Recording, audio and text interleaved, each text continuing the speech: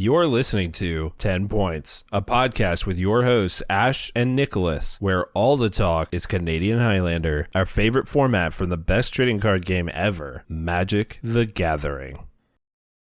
Hey everyone, it's me, Ash. And me, Nicholas, and today we're going to talk about the ins and outs of tempo.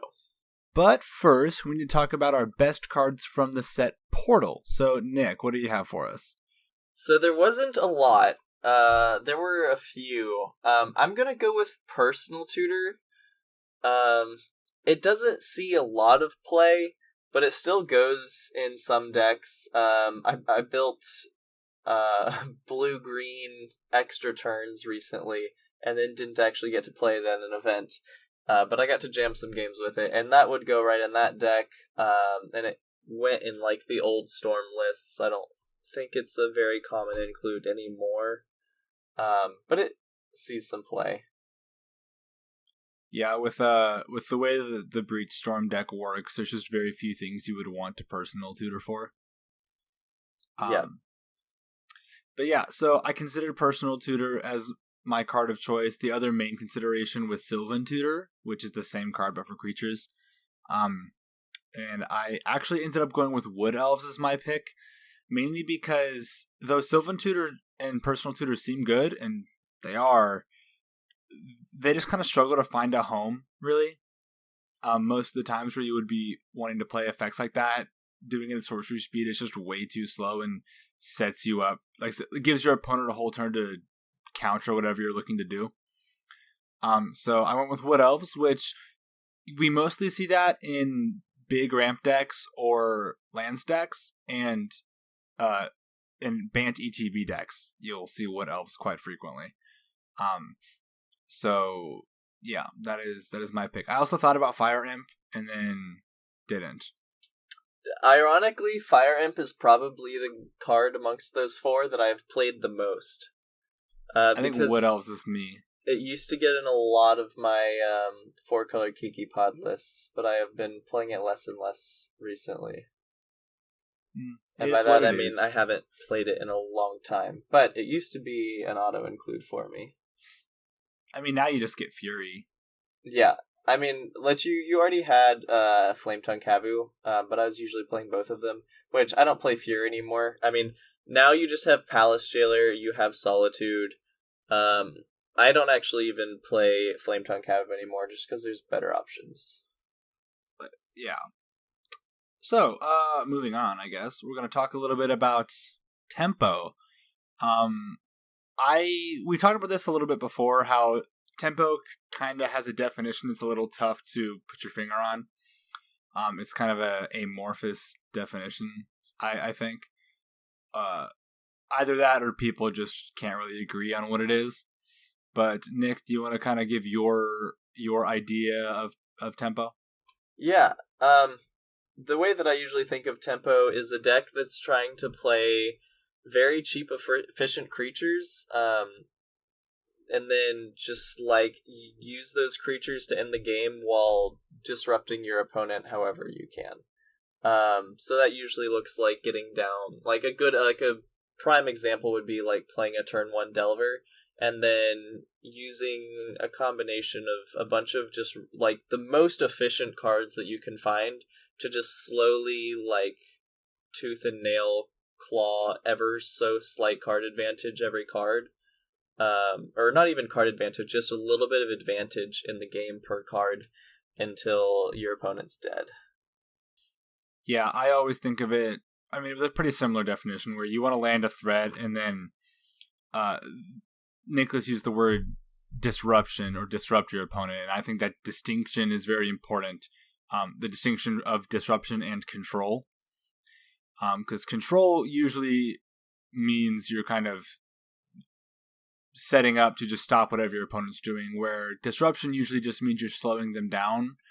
So when they have to take that extra time to actually resolve their spells or do what they're trying to do, you can take that time to kill them. Yeah, like the big difference would be while control is trying to completely stop what your opponent's doing, in tempo, you just want like it's, you know how like being on the play, you get that slight advantage? Tempo is like every card that you play, you want it to be the equivalent of you being on the play, where you're just like ever so slightly ahead. So like unsummoning your opponent's creature while in a control deck, that's not very good. In a tempo deck, that's great, because now they have to spend their mana and their time to replay that creature, and that's one less attack step they get with that creature. And one less block step they get with that creature. Yeah, and all the while you're just slowly, or maybe quickly, killing them with whatever cheap, efficient creature you played. Yeah. A couple other things that you can do is, aside from unsummoning, we can kind of move down a little bit here and talk about the types of interaction you want to use.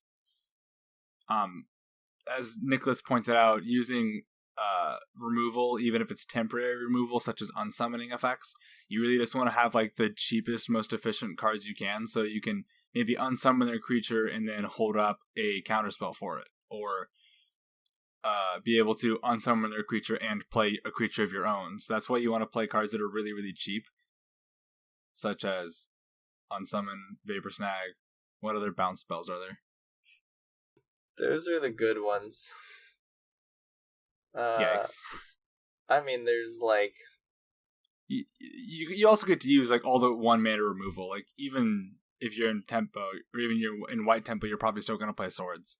Yeah, and then in like red tempo, you're on bolt and stuff. Yeah, for sure. I do want to jump back to the threats real quick that you're playing as well. Oh yeah. Just so the most common examples are, you want each threat that you play to be able to win the game by itself. That's kind of your goal. Is you really only need one threat, and then you just keep that threat around, and use that to win the game. So like examples are the Miracle Grow creatures are really good. That's kind of the whole concept behind one specific tempo deck that we'll talk about. And then really quick before I want to make a quick distinction. When we say in this context, when we say we want a creature that can win the game by itself, that's a little different than how we use that term in the mid-range All About episode. In mid-range, we want cards that can win the game. Literally, that single card can win the game on its own, for the most part. But with tempo, we just mean we don't need more creatures. You usually still have to support the creatures with your interaction. Yeah. Usually your creatures are things like Vendilion Clique and Brazen Borrower are really good examples of really strong tempo cards, because they kind of check all the boxes. They are evasive threats, and evasion is really something that you're looking for in your threats, because they're hard to block.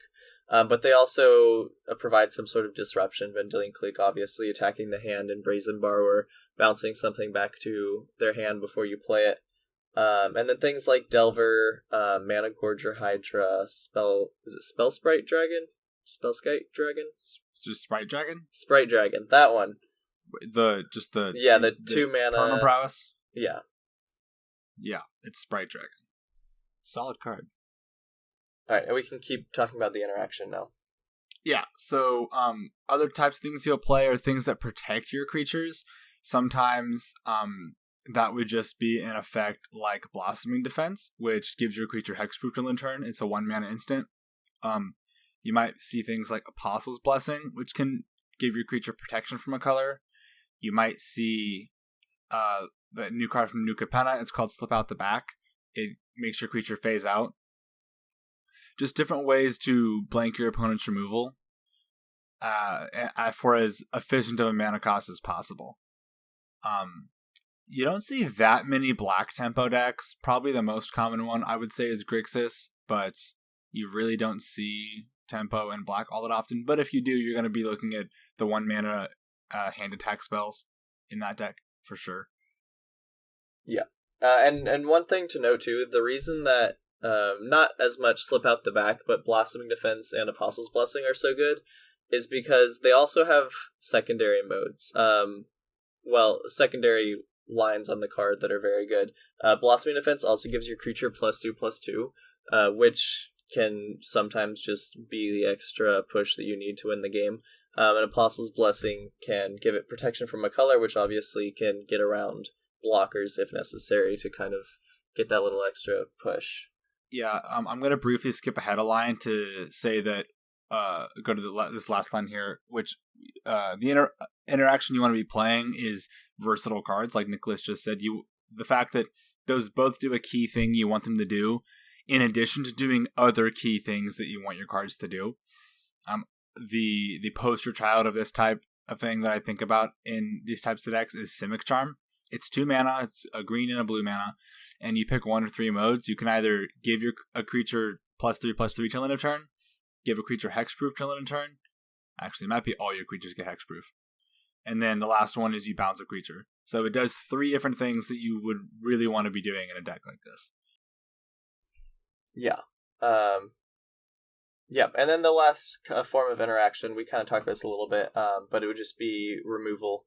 So we talked about like the unsummons, and then if you have access to it, you're on the really, really efficient removal. You can't really afford to be on any of the more expensive removal, but things like Path and things, or not even necessarily Path, but you're probably playing that. But Swords, Bolt, Fatal Push if you're in black, just the Unsummons. Really efficient stuff. Yeah, unsummon if you are in blue and maybe don't have access to some of the other colors. Yeah, and you'll often be playing a decent number of cantrips in decks like this, mainly because a lot of your creatures that grow themselves do so based off of casting spells or drawing cards. So cantrips get to trigger all those while helping you find the cards you need. But you don't play as many cards in these types of decks that are going to generate you card advantage. That like you're not going to play the same number of card advantage engines like you would see in control or mid-range decks, because your goal is just kind of to get a little bit ahead just long enough to end the game. Yeah, and that actually brings us pretty well into our next like our final thing about like what composes a tempo deck is because you're not generating that much card advantage. Oftentimes you'll be at the point where you're just like right on the precipice of winning or losing. And so you kind of want these over the hump cards, as we phrase them, which are just the cards as I phrased it, which are just the cards that give you that little extra push at the end to end the game. So we have some examples here. Things like Berserk and Temur Battle Rage are obviously really good at just kind of like suddenly ending the game. If you're attacking with like your 5/5 Mana Gorger Hydra, you can all of a sudden turn that into a 10/10. Well, I guess if it was a Mana Gorger Hydra, it'd be a 12/12. But like any creatures like that, it just can be like a sudden push you over that last final hump. Yeah, if your opponent's expecting the clock to be X and then all of a sudden it's Y, they can just be taken by surprise and die because of it. Yeah. And then another couple examples would be something like Time Walk for the same reason. Just like taking an extra turn in a deck like this can really just give you all that you need. And then another common example that you'd see is something like Bolt Snap Bolt, where you're just like all of a sudden killing them. And that's where like these versatile cards come in, where Bolt is obviously very efficient removal, but also can just be that final little push that you need. Yeah. That's something that's a lot of people will be familiar with from like modern or legacy Delver type decks, which we'll talk about in a minute actually. Yeah. So now we're going to look at a couple examples of tempo decks, what kind of tempo decks exist in the format.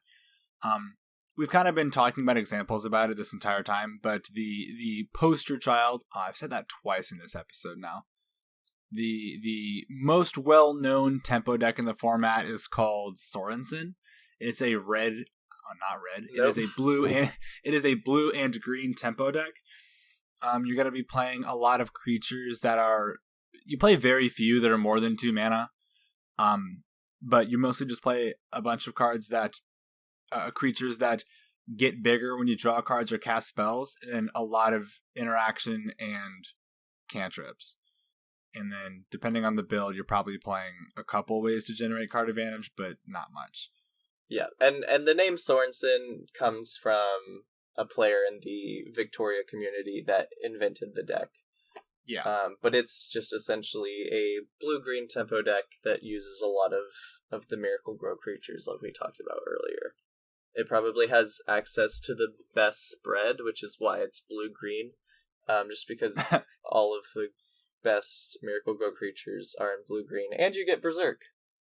It probably has the access to the best point spread and also cards that should be pointed. And Berserk, of course. Another deck that, depending how you build it, can look a lot like Sorensen is Rug Delver, which is Temur Delver. This deck, it was adapted from Legacy. A lot of people are probably familiar with it. You're playing really efficient green and red creatures along with Delver of Secrets and a few other things like that, like Murktide Region, for example. And just pretty much the best spells out of all those colors. For example, Berserk and Lightning Bolt and Ancestral Recall, to name a few. I think you get a lot out of red. Like, you get to play Expressive Iteration and stuff like that. Temur Battle Rage. Temur Battle Rage is a big one, of course. And there's another red creature. Oh, Ragavan. Yeah, that's the one. Ragavan is a great one. So you'll see that deck play very, very tempo-y, where it has a very, very low curve, and you're looking to just stay just far enough ahead of your opponent until they're dead. And you're not really trying to just like overwhelm them in value. Though I will say, this deck, probably better than any other deck on this list, can do that. Well, maybe the last one, but we'll get there. Yeah, we'll get there. The next one that we're going to talk about is Blue-White Tempo. That's probably the next most common tempo deck that you'll see in Canlander. And it's similar to Sorensen, but it trades off a lot of the Miracle Grow creatures and trades them for a lot of the like taxi kind of creatures. So like the Thalias would be a good example, where they kind of check the box of being able to end the game very efficiently, but also kind of disrupting your opponent a little bit. So you're kind of making the trade-off between the ability to go as big in Sorensen, but you're trading it with like creatures that also do another thing. And then, of course, you still get all of the good blue Miracle Grow creatures and evasive creatures that you would normally see. Yeah, and that's a pretty good segue into a deck that a lot of people probably don't consider to be tempo, and me and Nicholas might have a slight disagreement about the exact nature of this deck. But Death and Taxes is a deck that, in my eyes, checks a lot of the box. Now I'm saying all your phrases you said in this episode. Death and Taxes is a deck that to a lot of hits a lot of the points that I think that makes something a tempo deck. It's proactive enough to lay down threats and try and kill your opponent without regard for what they're doing, but it also has enough tutors in it and is able to find the things that interact with their opponent the best. So it has a lot of. It's very much trying to get ahead of the opponent with Ancient Tomb effects, Soul Rings, to just stay ahead of them enough to, kill them. And the deck has very few ways to just draw a bunch of cards. So it's not really trying to win the long game. Yeah, me and Ash were talking about this one beforehand, and I don't know if I would call it a tempo deck. I mean, like we said at the beginning, tempo is a very abstract and difficult to nail down concept, but everyone defines it differently. Yeah, but at the very least, it does have a lot of tempo aspects. It just kind of combines the two game plans that you're trying to do of land a threat and disrupt your opponent, and it kind of combines it into one where all of your cards do both of those things. So it's kind of like, I guess, its own subtype of tempo. I think I can agree with that. You said earlier it's not tempo, but it's tempo-y. Yeah, exactly. And then I do want to touch on as well before we move on to the next section is prowess. Prowess decks don't see too much play, but like the Rug Delver deck plays somewhat like a prowess deck. But like there are some decks that lean more heavily into prowess effects and prowess adjacent effects, like Sprite Dragon and some Miracle Grow creatures if they're in the right colors. But those decks are playing a little bit less interaction and more just trying to like chain together cantrips and some pump spells usually, and a lot of double strike spells just to try and kind of make one explosive creature or a couple explosive creatures. They do play tempo-y, they don't play quite as much interaction. Yeah. I would say they're more proactive. And then there's a lot of decks that are like have strong aspects of tempo. I think D&T is probably the highest on that list, which is why that's sort of in the tempo section. But there's a lot of decks that draw from the tempo archetype and just take them their own kind of different direction. A good example would be something like Blue Moon. While it's typically considered a control deck, I would say it is the most tempo-y of the control decks, because you can play a lot of those like evasive threats, things like Nimble Obstructionist, Vendilion Clique, Brazen Borrower. And you're also you can be on things like Murktide Regent and stuff, and you're kind of using things like counterspells and Blood Moon to disrupt your opponent. So while Blue Moon is definitely much more of a control deck, you do see some aspects of tempo come through every now and again. Yeah, and a couple of key cards you'll see in almost every Blue Moon list. You'll often see Crackling Drake and Glorybringer. Not that those are necessarily tempo cards, but like once you control the game just a little bit, not even really late game, you just like slam these cards and start killing your opponent really fast. And another thing that I think encourages Blue Moon to be able to play kind of tempo like is almost all of its removal is targeted burn, and a good amount of that targeted burn can just go to the opponent's face. So after they've run their opponent out of cards, or even just have a hand that looks like they can kill their opponent, they'll just start pouring the burn at your opponent's face and just kill them. Yeah. Real quick, before we get to points, I just kind of want to talk about what's not tempo. I mean, obviously it's somewhat obvious, but I guess I can't use obviously, or I'm gonna just move on. Yeah, just keep going. Things that are not tempo. Control, even though it tries to stop your opponent from doing things and then land a threat, it does it in the wrong order and in the wrong fashion. Tempo is trying to land a threat and then disrupt your opponent. Control is trying to stop your opponent and then land a threat. Mid-range is trying to consistently land efficient threats while also progressing your card advantage in your board state and also disrupting your opponent. But it doesn't fit into the tempo game plan because it's really more trying to outgrind your opponent and have just enough disruption to like beat like the combo decks and other creature decks, but it's just trying to land some of the maybe more expensive creatures that are still really efficient and good at killing your opponent, but things that you would not consider in a tempo deck. Now, I do want to say that there are almost any mid-range deck has the capacity to be built a lot more like a tempo deck than people think. Like, I've played against multiple Jund decks that, like, I looked at the list after the fact, and it's basically a tempo deck. It's, like, interacting more after stuff is resolved. But, like, it is very much... They weren't playing as many of the late-game grindy stuff. They were playing more cheap interaction, cheap threats. And it'll play very tempo-y. Yeah, and I think... It kind of depends how you build it. I think the best example of a mid-range deck that played very tempo-y is back when Chad from the episode where we talked about his deck Red Green Bond, we talked about how it used to be a Teamer deck. And we did talk about Teamer Delver, but this was definitely not Delver. But it did play very tempo-y, where he had like just enough counter spells and removal that when he landed a threat, he then just like disrupted you. No, I wouldn't call it a tempo deck. And he was talking recently, and he said that the reason that he switched away from tempo or from Teamer was that it just felt really awkward sometimes. Like it was going down two different lanes of like trying to, sometimes he would draw all of the like trying to end the game cards, and sometimes he'd draw all of the trying to control your opponent cards.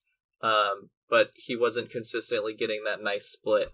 But that is kind of what tempo is when you do find that nice split in your deck of ending the game and disrupting your opponent. So I think that was the best example of a mid-range deck that could sometimes a ray of tempo light would shine through the clouds. I think you already talked about these, but just in case you didn't, I'm going to just briefly touch on other things that aren't tempo.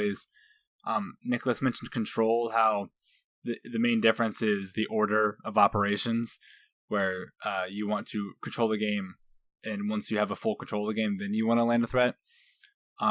Prison is kind of the logical extension of that idea, where you want to shut down your opponent completely and then slam a threat. Usually once your opponent is completely out of ways to possibly deal with it.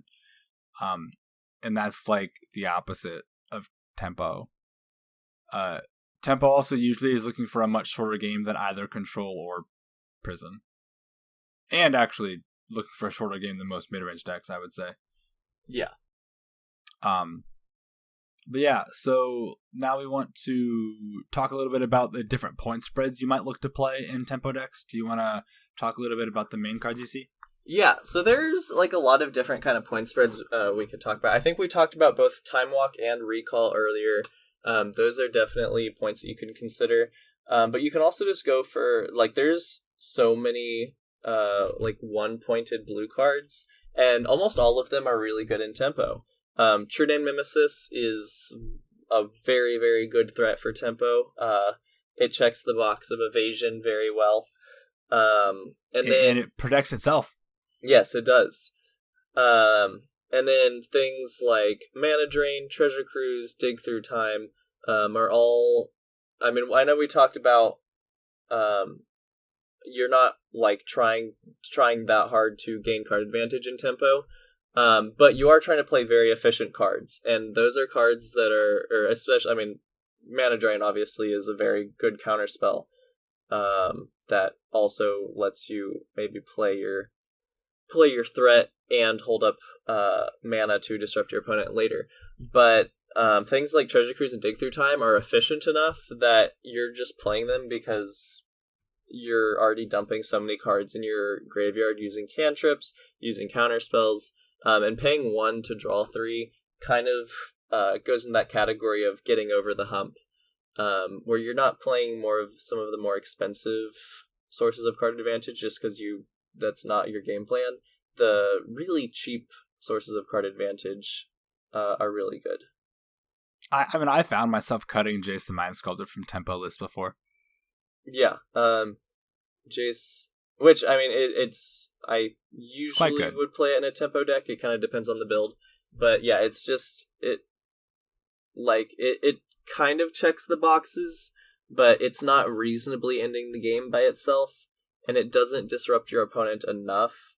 And you're not in the business of blocking. Yeah.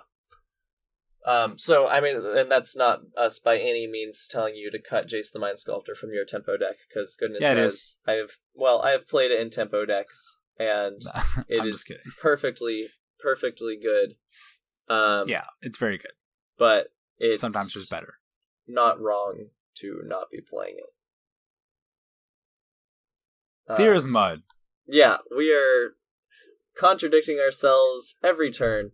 Other points that you could play in certain tempo decks are, I mean, you could just play some Moxen, kind of get out a little bit faster.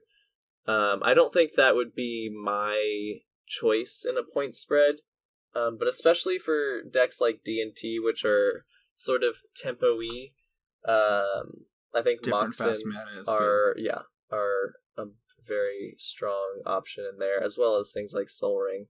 I think I would lean to Soul Ring Crypt over Moxes personally, but I've seen Mox builds of D&T, and it's perfectly viable. Yeah, and I think it depends on the list. A lot of like dedicated tempo decks are actually very color intensive, So playing things like Soul Ring and Mana Crypt are really awkward. Yeah, because you play a lot of like 1-drops with colored pips, and that's it. Yeah, a lot of 1-drops. A lot of your threats are like double blue, like we were talking about Vendilion Clique and Brazen Borrower. Those and True Name Nemesis all are double blue cards. And you're really not trying to get to 4 mana that hard. No, like you're usually playing 2 mana cards. Yeah, the power of Soul Ring is either that it gives you the Ancient Tomb mana to cast some of your one colored mana, 2 colorless mana cards, but really or to get you to 4 mana. Those are the 2 reasons you're playing Soul Ring. But in Tempo, once you get to 3 mana, you really don't need to be getting past that too much. There's a few cards that you'll play. I mean, looking at all these lists we talked about, Death and Tax is the only one I think that I would be looking to play Ancient Tomb mana in. Yeah, I would agree. I would not put Ancient Tomb in any of the other decks that we've talked about. Well, yeah, but I mean, I'm also referring to Cryptid Soul Ring. Yeah. But yeah, other pointed cards that you will often see in tempo lists is Umezawa's Jite. That one's one of those where it's kind of feels awkward sometimes just because of how much mana has to go into it for it to start working. But once it starts working, it's really hard for creature decks to keep up with it. Yeah, especially because Jite is very happy to be on an evasive creature, and we're playing a lot of those. Yeah, very, very true. If you're in a red tempo deck that's 2 colors, and honestly, depending on your build, if you've got brass balls, you might also go for it in a 3-color deck, but play Price of Progress. That's one that kind of falls into the over the hump section, just kind of being able to end the game once you've gotten close. Yeah. I think I really like Price of Progress in, well, I mean, Red Blue. Yeah, like Red Blue, or something like that. Yeah. Red Blue is you'll usually see that as a more prowessy, full of cantrips kind of deck. I think we've talked about, we have a local player who played 24 lands. Mm-hmm. And somehow it went, like, it never hurt him. I think he's like 30-4 on games.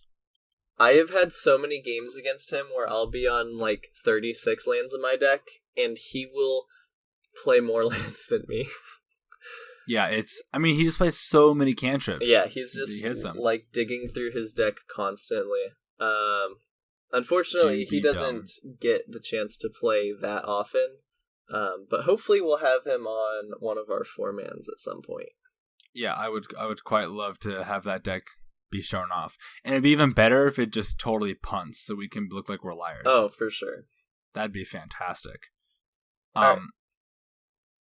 Yeah, do we want to talk about, like, what are some of the main reasons to play tempo? Yeah, so I don't play tempo all that often, but when I do go to play a tempo deck, I'm usually kind of approaching it with the idea that, like, I want to play a proactive game where I'm trying to kill my opponent, but I still have interaction. It's not just like, okay, you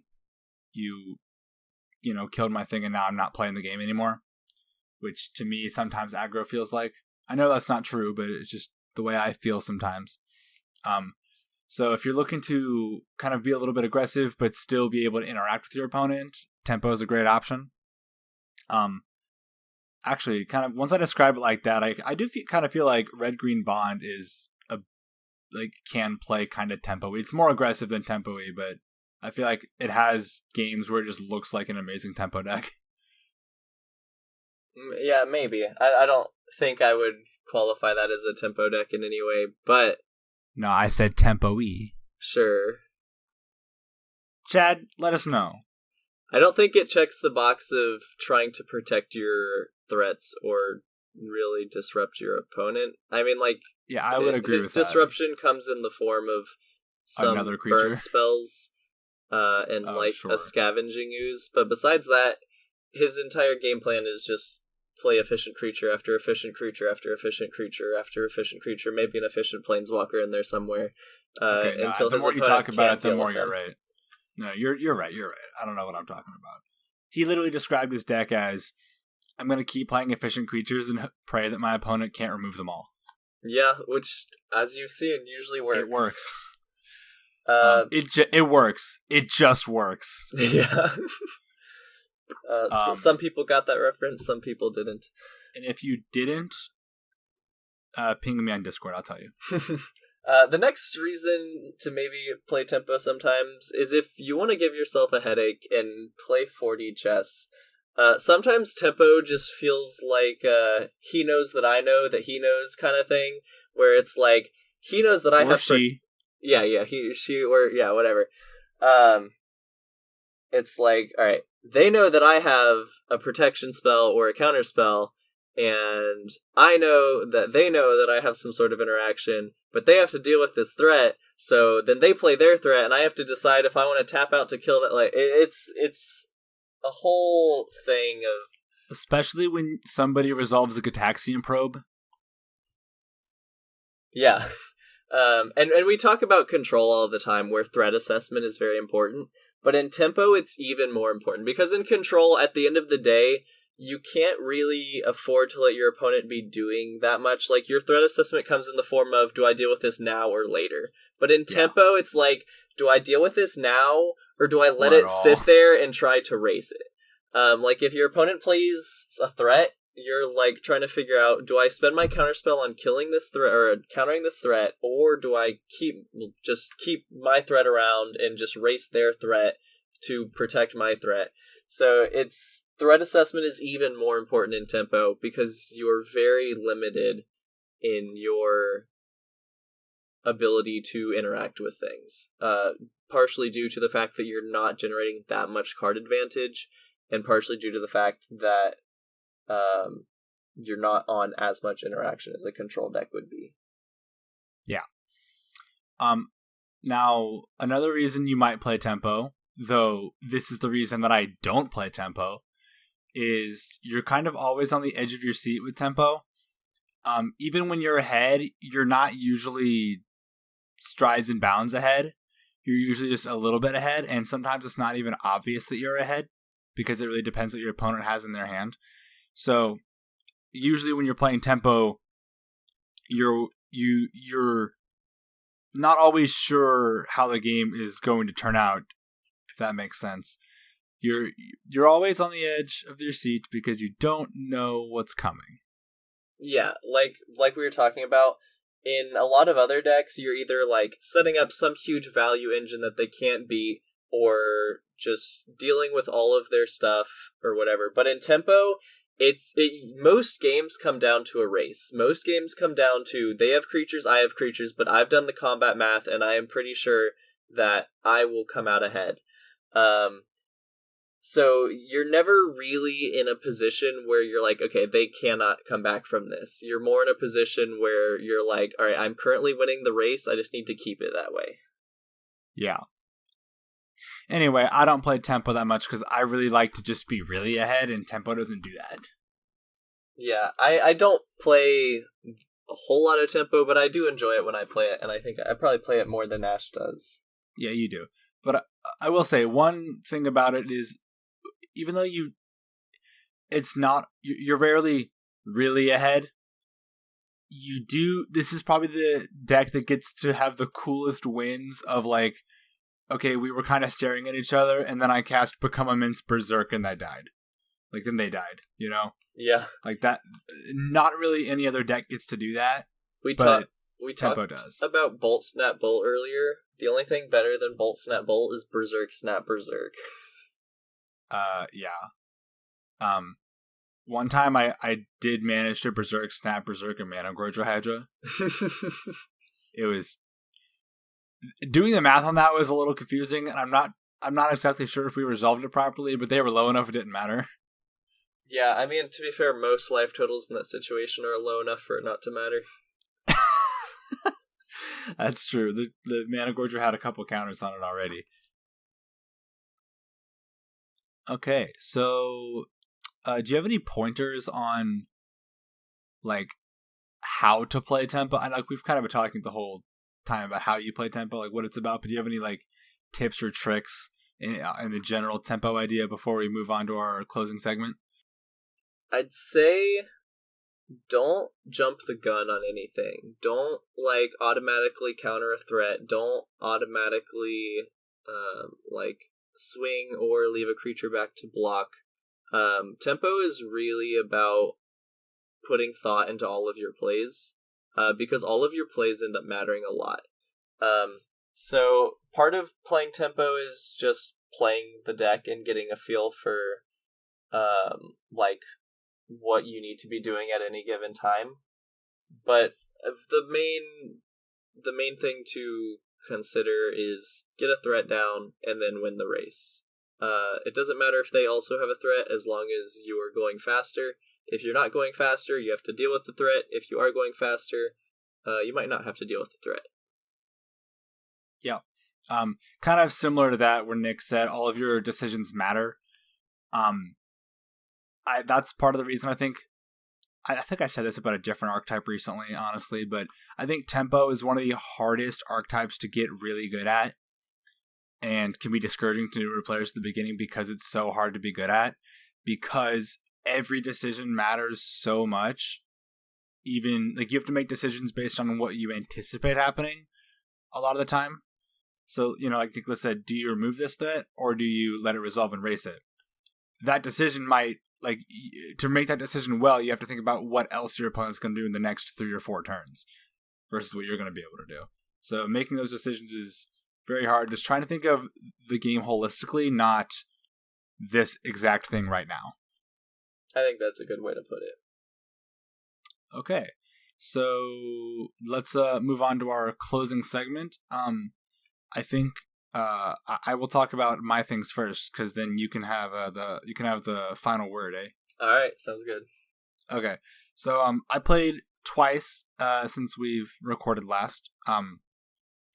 The first time I was playing 5-color Niv to Light that we brewed on the podcast. There were, I think, about 3 cards different because I and the store did not have them. But it was pretty much the exact same list. Let me tell you guys, it did not go well. Round 1, my opponent was on blue-white control. Game 1 drew, I don't remember exactly what my hand was or anything, but I drew 5 lands in a row. I counted, and then I lost. I just ran out of gas, obviously, because I was drawing straight lands. And then my opponent, not having to deal with any threats, just eventually set up their engine. Game 2, I went Mox, Sylvan Caryatid. I went turn 1 Mox Emerald into a Sylvan Caryatid, and then I played a turn 2 Shorkai Genesis engine. That beat blue-white control. I bet. And then game 3, I got my fetch land stifled, and then I just lost to that. Effectively, I just was not able to draw anything. I couldn't cast any spells for several turns, so my opponent just got to set up.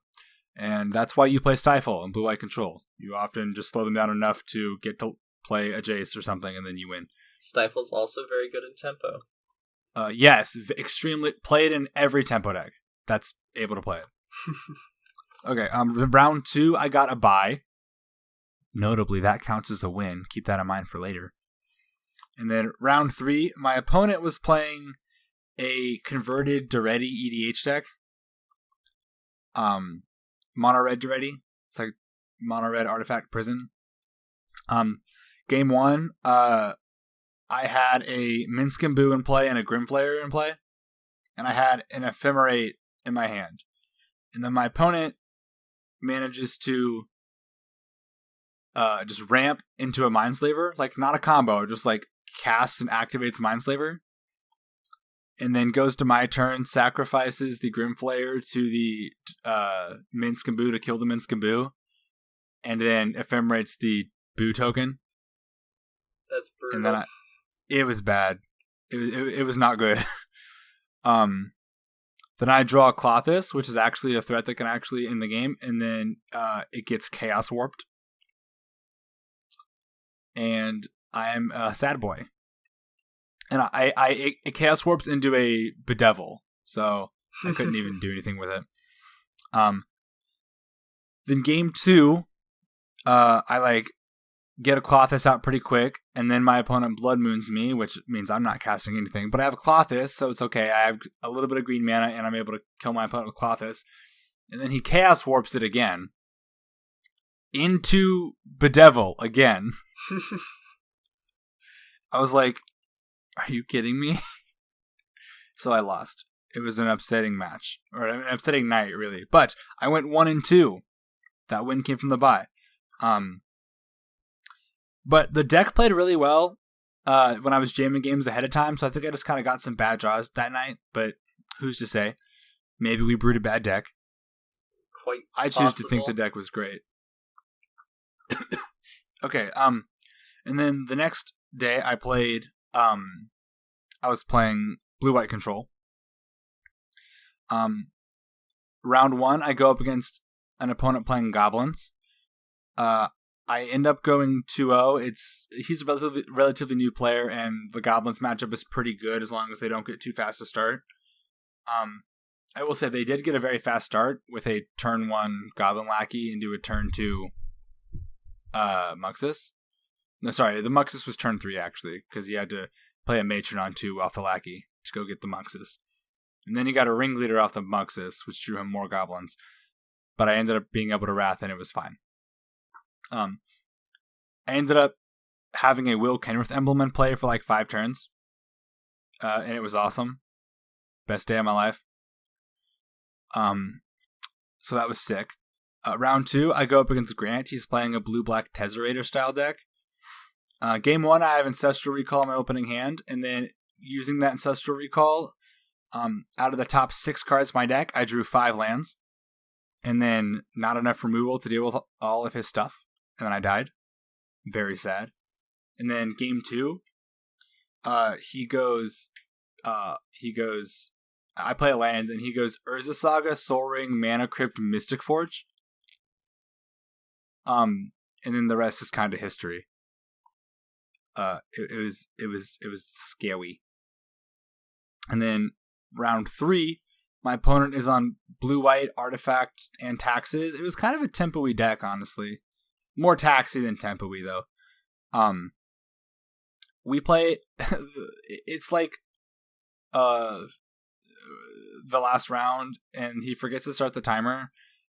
The judge forgot to start the timer, but it kind of didn't matter because it was the last round.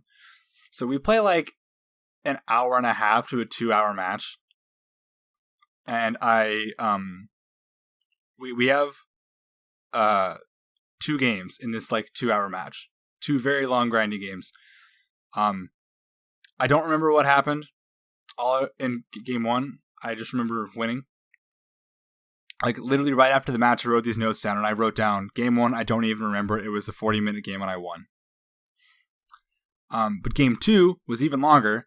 It was a huge back and forth game. Over the last like probably 5 to 7 turns, I was fighting a Kaldra, because he had enough mana that every creature he could play was equipped with Kaldra and a lethal threat. So, and I couldn't really bounce the Kaldra because he just plays it again and gets a germ off of it. So I was trying to figure out how to do it, and I ended up winning with an Entreat the Angels for not all my mana, just enough to make 3 Angels, which is a 2-turn clock, and still hold up interaction for his other stuff. And I won with a very, very slim margin. I think I had like 2 life left. Anyway, I ended 2-1, and I love Blue-White Control more than any other deck. Nice. Now please enlighten us. Yeah, so I did not actually get to play either day last week because work has been crazy busy and I have not been able to reasonably make it to Canlander. So I'm going to grace you with a story from a long time ago when we were kind of somewhat shortly after we had first started getting into Canlander and trying to build a community. This was before our local store ran events. And we were running our own events in a building that we had access to. So that sounds so sus. it does.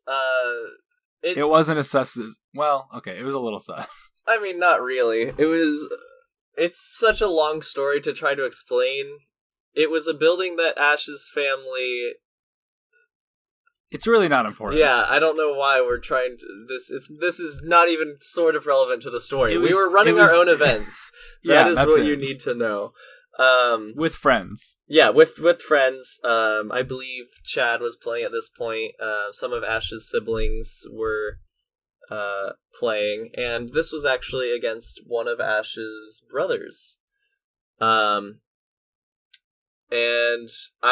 one of my first real Canlander decks was Grixis Control. I had a couple decks before that, but they were mostly just things I threw together out of my bulk. This was like the first one I actually bought and kind of tuned. So I was playing a Grixis Control list, and one of my Wraths was Toxic Deluge, and I was playing against a green-red ramp deck that Ash had let his brother borrow. And it is worth mentioning, Ash's brother is not a very big Magic player. Yeah, he's not very experienced. He's not, like, terrible at the game, but there are certain lines that he wouldn't see just because he doesn't play Magic all that often. So, we're playing, and he casts the 13 mana Emrakul against me. Promised End, I think, or, yeah. Emrakul the Promised End. Yeah, Emrakul the Promised End. And if you don't know what that does, it allows you to take control of your opponent for a turn and take their turn for them, and then they get another turn after that. But I had a Toxic Deluge in my hand. So I'm sitting here sweating, hoping that he doesn't see this line. I lay down my hand. In case you don't see the line is pay all of your life to Toxic Deluge. Yeah, cast Toxic Deluge, pay all of my life, I lose the game. He's sitting there in the tank for like a good 30 to 45 seconds. So I'm like, all right, he doesn't immediately see the line. And keep in mind, this is a casual environment. Like, we're running events, but I don't think there was really anything on the line. This was just... I think there were like 10 standard packs amongst 4 people on the prize pool. Yeah, we had some booster packs on the line, but it wasn't like anything super whatever. But he's sitting there in the tank for 45 seconds. I'm starting to, like, my heart rate's slowing down because he hasn't immediately seen the line, and I'm like, he's just going to cast some stuff, move on. And Ash just walks up behind him, and he, like, puts his hand on his chin, kind of looks, and he's like, oh, just cast the Deluge for his life total. And I was like, are you kidding me? And I was like, oh, whatever. I would like to clarify. This was several years ago at this point. This was many years ago. And not only was I not an experienced Magic player, well, I mean, I guess I had played Magic. I hadn't been playing at that many like events. It was all like mostly casual. And I also was not a judge yet. So let's... That is very worth noting. Afford me the grace comment section, please. And Ash's brother still claims to this day that he would have seen the line. Who knows? He absolutely would not. No, he would not have. And if you're listening to this, I believe you totally would have. Which I do still think that I won that match. So, Ash, I think you did. I forgive you. I will not... That's why you forgive me? Yeah. I mean, if I had lost the match, I never would have forgiven you. Unless you that makes sense. bought me a bunch of standard packs or something. Sure. No. Yeah, so that is my fun story of the day, of a time in which Ash committed a war crime. A war crime? Jeez. I mean... No, that seems like... That's fair. If, like, Emrakul is coming in and then just, like, forcing someone to take a bath in a Toxic Deluge, I think that counts as a war crime. Yeah, it seems like a war crime. Okay, well, do you have anything else? No, I don't think so. All right, well, have a good time, everyone. Don't forget to count your points, and we'll see you next time. Yeah. Thanks for listening to this episode of the 10 Points Podcast, and don't forget to count your points.